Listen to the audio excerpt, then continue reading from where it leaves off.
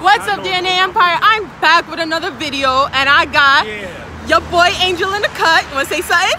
You know the vibes, man. Subscribe to my YouTube channel if you're Link not in subscribed description. already. It's Yaboii Angell, 2 I's, 2 L's. You know the vibes, man. All right, and you got my girl Chas in the cut. Then in the back we got what? Depression? Jalen. We got His name is Jalen. Jalen, Jaquise, Depression, whichever one you want to call it. Okay, so choose a name, guys. Be happy. So today, Be happy. Yeah, we are going to the Black Lives Matter rally. You already see the shirt, the cut. What? Bro, what are you talking about, man? What? I said that out loud? To that shit. Bro, it's an educational channel. Chill. But anyways,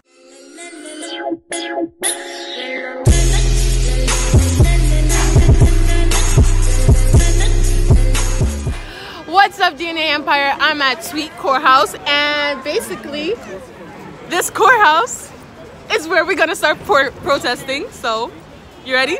You ready, bro? My bro about to give a speech. I feel like I'm confident. I just gotta get myself in the right mindset right now. That's why I'm just listening to music, staying calm, that's it. So yeah, we got I'm just here for moral support.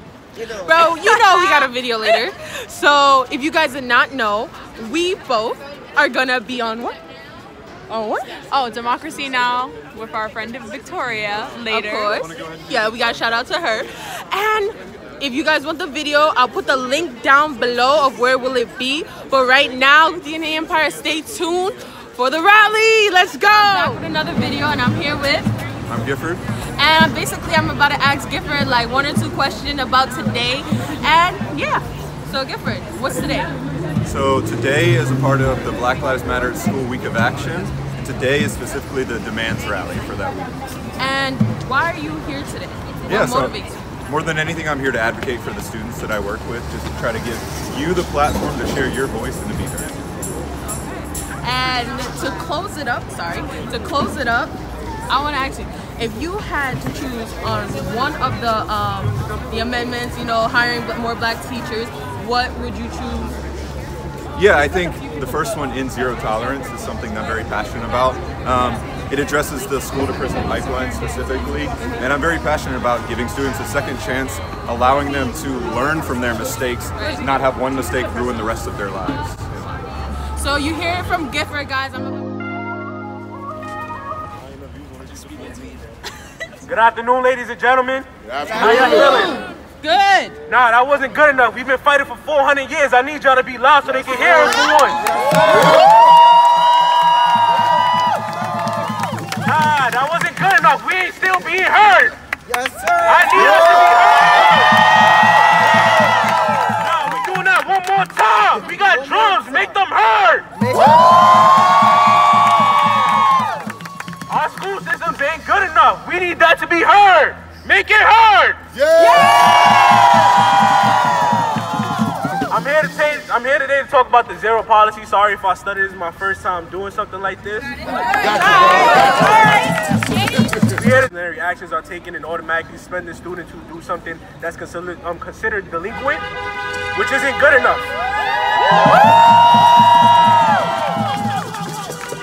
Children are sponges. We suck in the energy that we are given. Yes. If you tell us that we're delinquents, what are we gonna be? Delinquents. If you tell us that we're heroes, what are we gonna be? Heroes. If you tell us that we're criminals, what are we gonna be? Criminals. If you tell us that we're saviors, what are we gonna be? Saviors. So we're just giving what we told, are we not? Yes. All right then. So what I'm here to say is that we need to end the zero tolerance policy. We need to make sure that students understand that they are people, not criminals, not anybody causing a disturbance to the school. Just because they're having a bad day, just because they're not learning, just because they're not taking the energy to care about their education, they're only giving what they're taught. If you show them that you care, they'll care as well.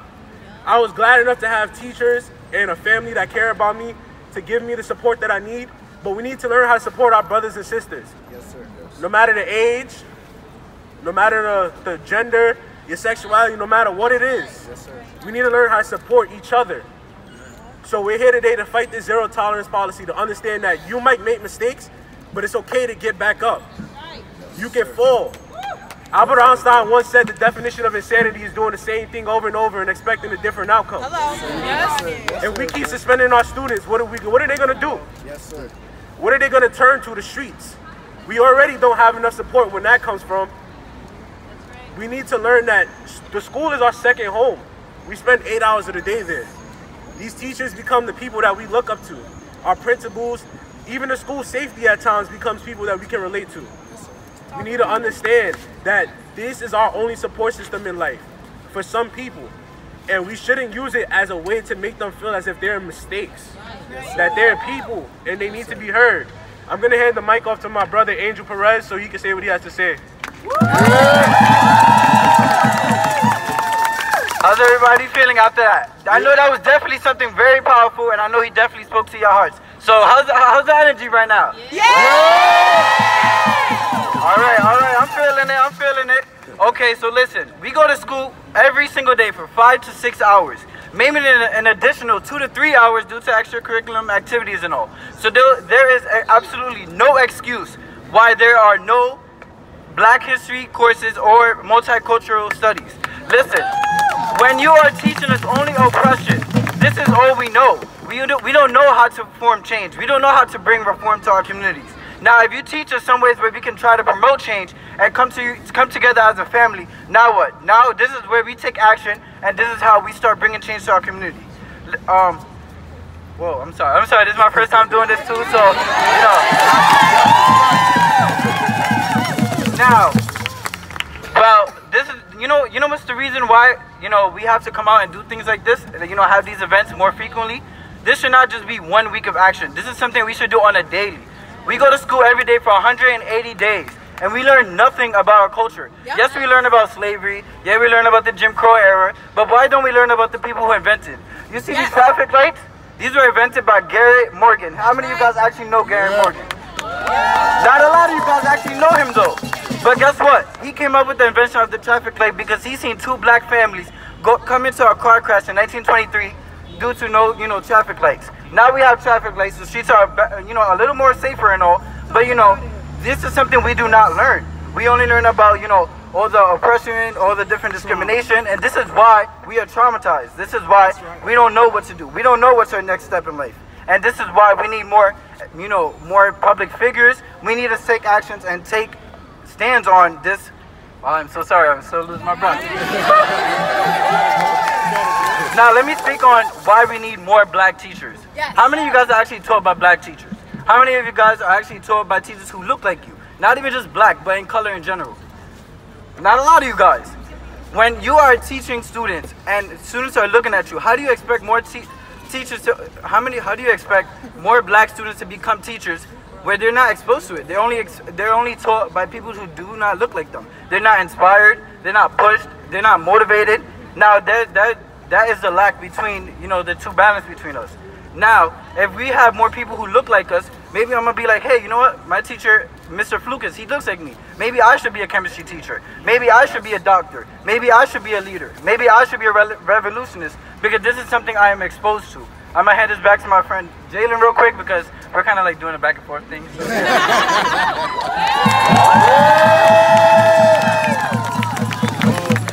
I don't really know what else to say. That was pretty good. But like I said, we need to be heard. We haven't been heard long enough. I heard stories about my grandmother, who is still alive to this day, talked about how she had to deal with not having school supplies in her school because of no funding. And that's crazy because that was just 55 years ago. That's a generational gap and a curse that still be given. And today is the start of breaking that curse. Yes, we are the next generation that's gonna break it. And so on and so on. We're not having it no more. So like I said, we're standing in front of this building, make them hear us.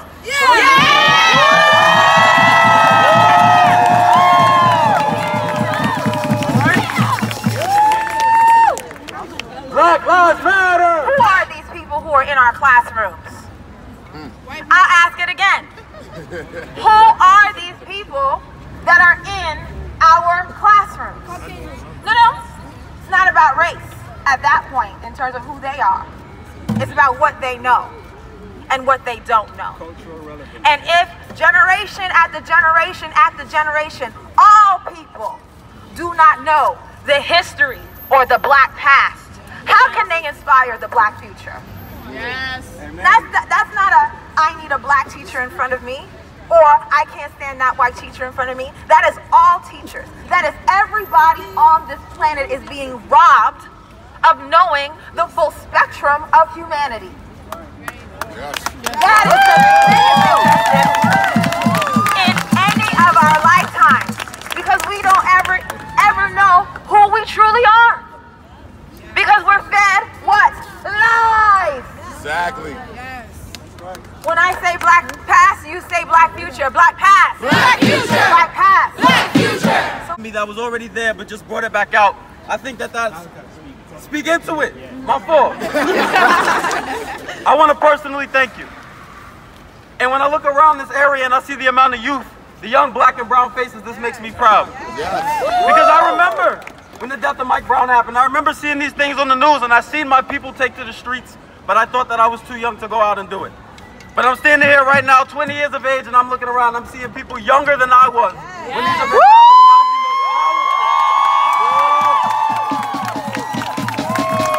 that is the most powerful feeling that I can have moving forward into this world, and for my family and for those black and brown youth around me to know that we are in this fight together and we are in this fight forever.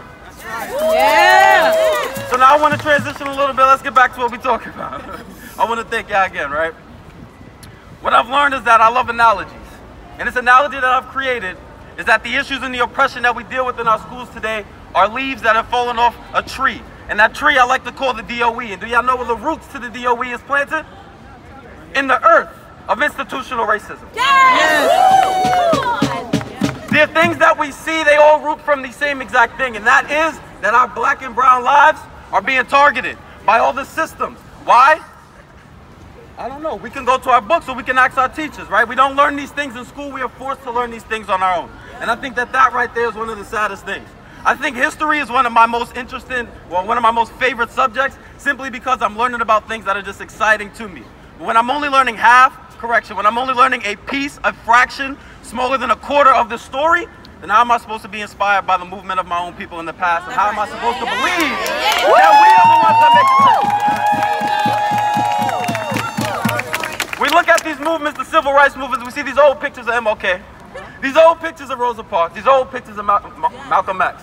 I want to tell y'all, what they're not teaching us is that when these people were out doing these movements, they were no older than the people standing right here.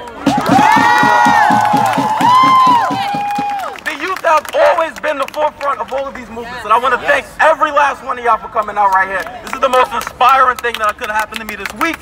I had a long day at school.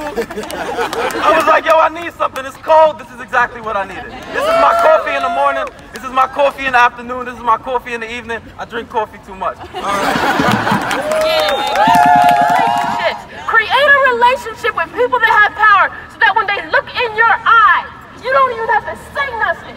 Because they have an accountability to the shame and the guilt in their system and they need healing, so they gonna